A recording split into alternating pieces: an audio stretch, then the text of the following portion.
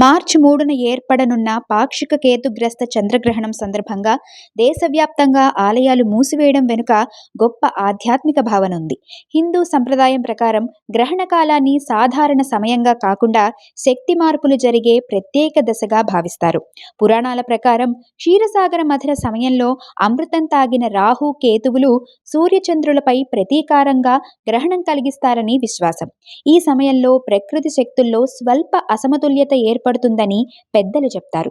దేవాలయాలు అధిక దైవిక శక్తి కేంద్రములు కావడంతో ఆ శక్తి వ్యతిరేక ప్రభావానికి గురి కాకుండా ముందుగా ద్వారాలు మూసివేస్తారు.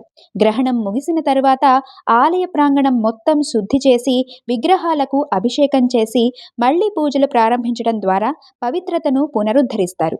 జ్యోతిష శాస్త్రం ప్రకారం గ్రహణ సమయం భౌతిక కార్యాల కంటే ఆధ్యాత్మిక సాధనకు అనుకూలం. ఈ సమయంలో జపం, ధ్యానం, స్తోత్ర పఠనం చేయడం వలన అనేక రెట్లు పుణ్యఫలాన్ని ఇస్తుందని నమ్మకం. ముఖ్యంగా గర్భిణీలు జాగ్రత్తలు పాటించాలని సూచిస్తారు. గ్రహణం భయం కాదు, మనసును శుద్ధి చేసుకునే పవిత్ర అవకాశమని ఋషులు తెలిపిన ఆధ్యాత్మిక సందేశమే ఈ సంప్రదాయం.